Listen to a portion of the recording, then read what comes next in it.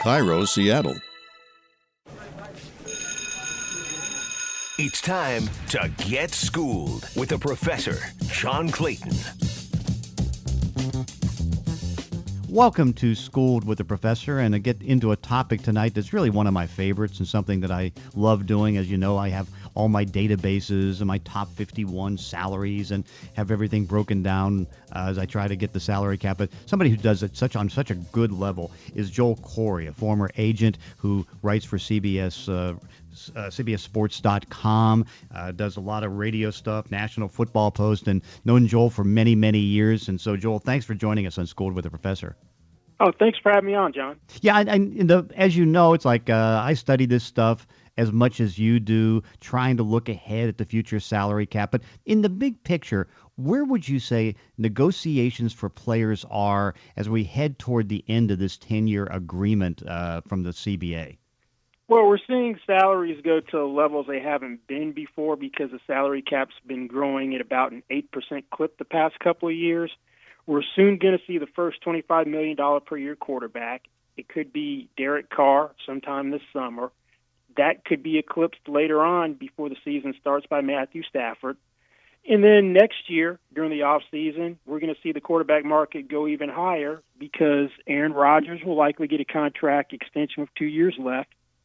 Matt Ryan, the reigning NFL MVP, will be in his contract year, and he's going to get another contract as well, which will also put him in a higher stratosphere. We're going to see the first $20 million per year non-quarterback. It could be Aaron Donald before the regular season starts, and if it isn't Aaron Donald, it's probably going to be Khalil Mack, the reigning defensive player of the year as well, because guys who get to the quarterback on a consistent basis, not necessarily sacks, but put pressure on quarterbacks, get paid a premium. Now, while that's a positive for some individual players, what problems is that now going to cause teams of the future? Because the numbers are going up so dramatically that, it's always been with a salary cap picking and choosing. But now the choices as far as trying to keep guys and thinking they can re-sign is going to become that much more difficult. Yeah, so one thing we've seen is with the rookie wage scale, where money was designed to be shifted from the top 5 to 7 picks because they were getting paid like proven veterans, that money is supposed to be shifted over to veterans. That really hasn't happened. And what we've seen is the shrinking of the middle class, where it's more a have and have-nots league because you've got very cheaper labor on rookie deals, and you've got the guys making the most money. And one thing you did lose out of the fact that those rookie deals are no longer paid at a more exorbitant rate, those salaries kind of drove up the market for the rest of other players at a similar level because they had so much leverage based on their cap numbers in later years of their deal that no longer exists under the rookie wage scale. So that's been one thing which has really hurt players' salaries. Another thing is under the 2011 CBA, you can carry over a salary cap room from 1 year to the next. It's no longer use it or lose it. And because you have so much cap room carried over from 1 year to the next, because some teams like the Browns had over $50 million carried over, that there isn't the same urgency sometimes to sign players that you had in the past. And it would be better for the players if you had a minimum spending requirement every year under the salary cap as opposed to being over a 4-year period as it is under the current CBA. Yeah, and that's the one thing that's so unique about the way it is in the National Football League, because you're right now with the salaries going up, and you can still, with that big rise in the cap, if you manage your cap well, you can maybe keep, 9, 10, 11 players making $6 million or more. But where the real strain comes in is once those players start to get to that $10+ million level, and if you're going to be that player, you're thinking you're going to be getting that level, and that slows down a lot of negotiations. Yes, that's true. And then you're going to have a team like the Raiders, because they've drafted so well, they're going to be penalized for that. Because, as I said, Carr is going to be a $25 million per year quarterback, most likely. And Mac's going to be a $20 million per year non-defensive player, non-quarterback. So that's unprecedented to have a quarterback making a ton of money and a defensive player at the same time making a ton of money at the highest levels. That doesn't really happen. So that's going to put a squeeze on their cap and their ability to sign players in the middle class, and they're going to have to pick and choose which veterans to keep, which ones to let go.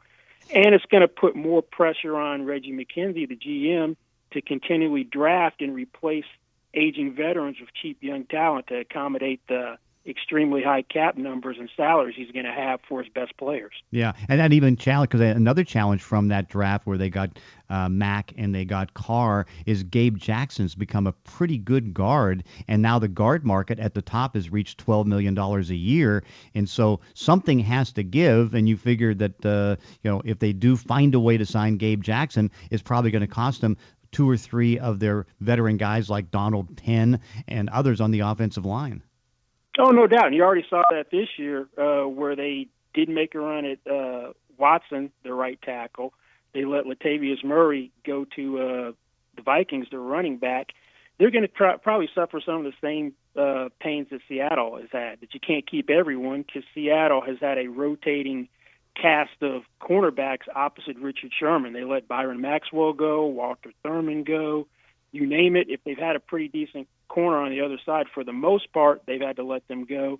And you have to pick and choose what position you're going to kind of neglect cap-wise. And with Seattle, that's been the offensive line. Now, in Oakland, they haven't really found a middle linebacker. That's been a cheaper position. That may have to still be the case on a go-forward basis unless they find a good, cheap one in the draft. Curiously, staying on the Seattle Seahawks front, I mean, they've got 7 Pro Bowl players that have been the core of their defense. They've got a $21.9 million quarterback in Russell Wilson. They've got Jimmy Graham at $10 million a year.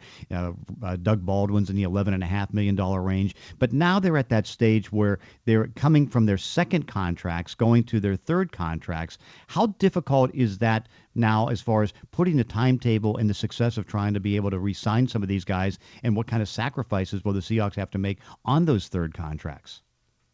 Yeah, we kind of saw that they were planning ahead with their draft this year because they did address the safety position by taking multiple safeties. Earl Thomas, I don't know if it was in reaction to his injury, kind of threw out that he was potentially going to retire. If he's not going to retire this year, he's going to play, but if he's going to exit the game sooner rather than later, they're kind of prepared. And they also took another safety to potentially replace Cam Chancellor, who's in a contract year. He's never gotten the deal he wanted, or his contract's never been addressed ever since he held out a couple of years ago. They did take care of Michael Bennett, who didn't hold out, who was also unhappy with his contract at the same time. Now, the big problem is Rashard Jones in Miami signed an extension averaging $12 million per year. He was a fifth-round pick with Chancellor in 2010, signed a comparable contract for the same length when Chancellor got his extension as well. And so in 2013. So that's probably going to be a benchmark for Cam Chancellor at the top of the strong safety market. Whether Seattle can go that high to retain him remains to be seen. And also Jimmy Graham, who they got in a trade a couple of years ago, was in the final year of his deal. Fortunately, the franchise tag number for tight ends isn't that high. It's under $10 million right now. It's at 9.78. Next year it may be at the $10 million mark or slightly above that. That's what his deal averages. They could go the franchise tag for Graham next year. That'd be interesting. And then maybe try to do something just maybe with a cash flow type of thing with Cam Chancellor, because at his number at 7 to go up to 12, and then you have Eric Berry at 13. That's going to probably be too big of a jump. Earl Thomas is sitting there at 10, but he's up after 2018. But those are big decisions. Kind of another interesting one on the Seahawks. Justin Britt was a third alternate at center to the Pro Bowl, and he comes from that real good draft class of 2014, where you have Matt Paradis, you have Corey Lindley, Spencer Long, Brandon Linder, Russell Bodine, a whole bunch. There's about 8 or 9 starting centers that came out of that draft, or even in some cases undrafted free agency. The market right now is at 9. How much is that going to jump?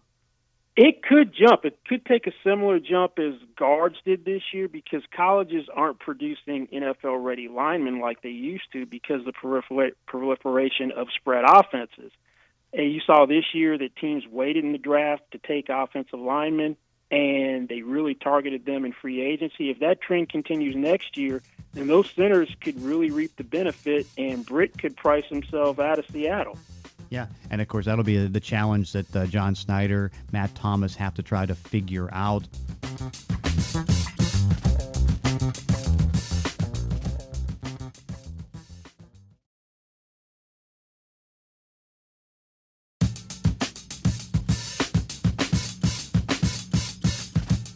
Another part of that 2014 draft, probably the greatest wide receiver class in NFL history. I know you're working on an Odell Beckham piece and some of the wide receivers. I mean, probably 9 number one wide receivers out of that draft.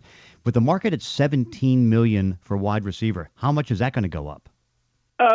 It may not go up as much as you suspect because that market's been kind of stagnant. No one's really, outside of Antonio Brown, advanced the ball from 5-6 years ago when Calvin Johnson and Larry Fitzgerald got deals averaging $16 million per year.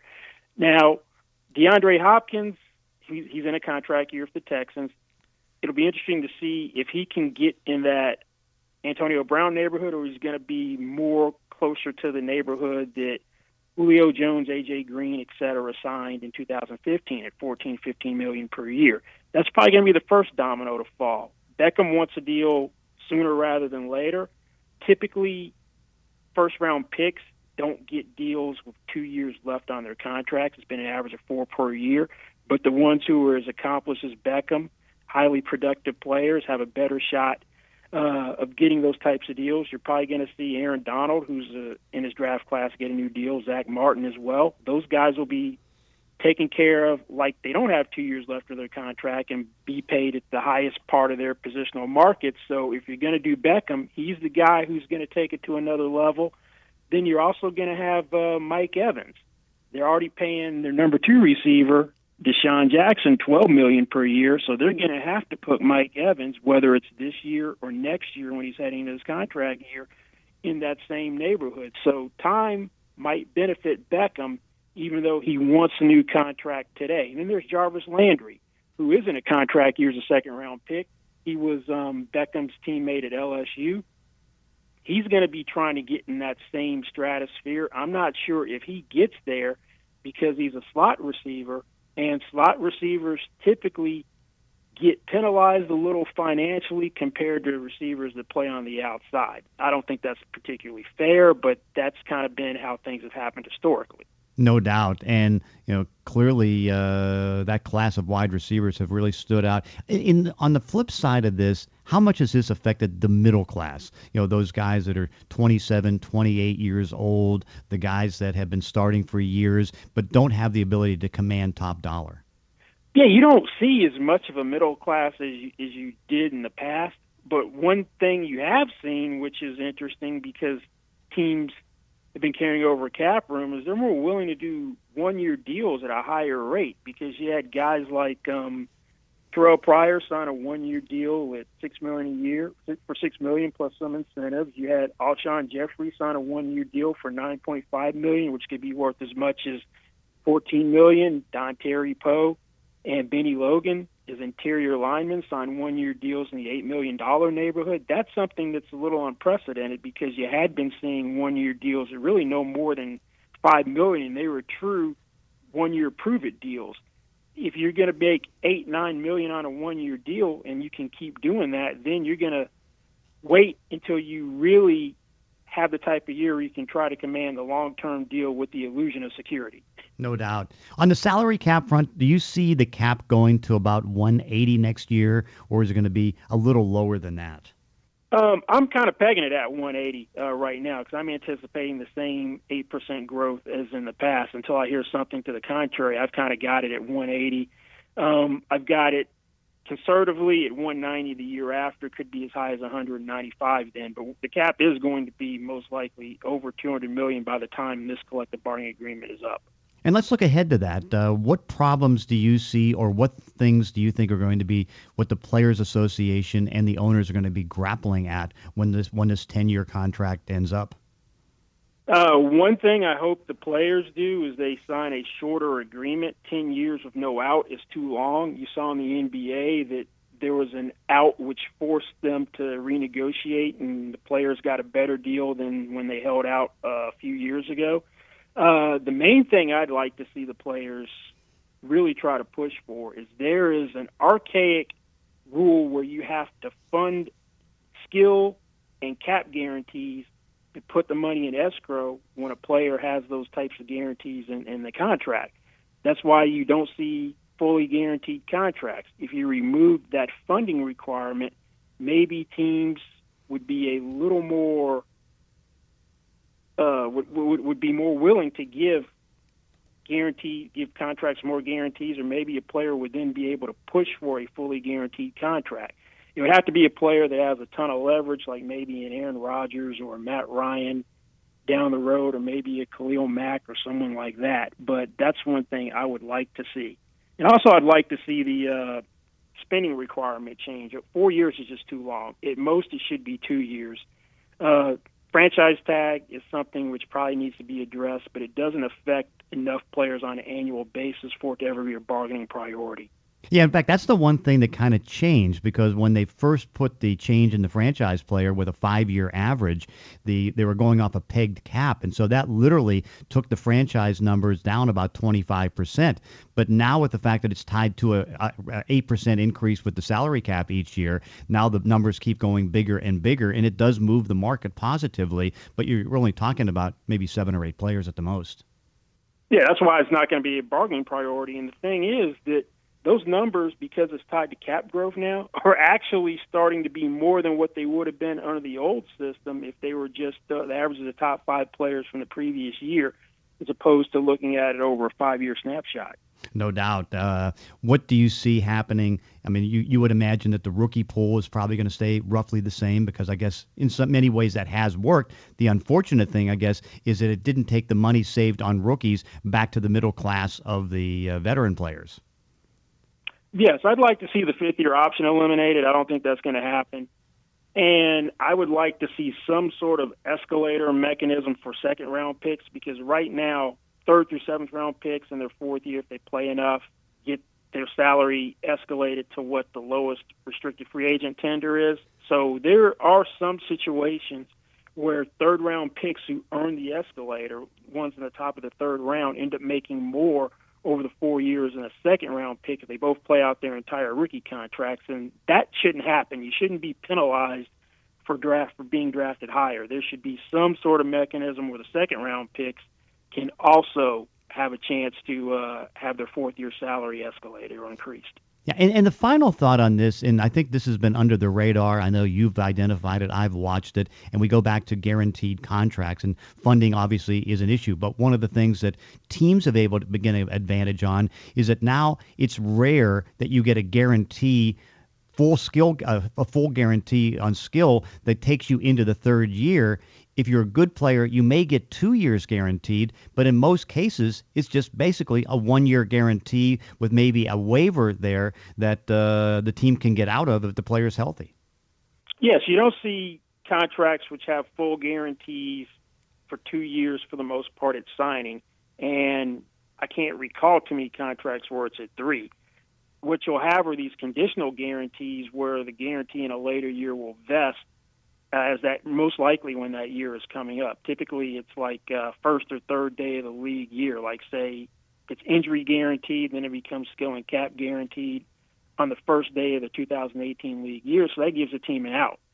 Now, what I'd really would want a player to do is try to get money guaranteed in the 4th and 5th year, a portion of it. You're going to have to have a guy with a tremendous amount of leverage to do that, but I think that would help break the cycle and create a climate where teams would be used to giving guarantees in later years, and hopefully it would lead to somebody getting a fully guaranteed contract. Well, Joel, I hope you educated everybody what's going on as far as negotiations and the way things are in the National Football League, and thanks for joining us. Thanks for having me, John. That's it for this week's edition of Schooled. Thanks for listening. Class dismissed.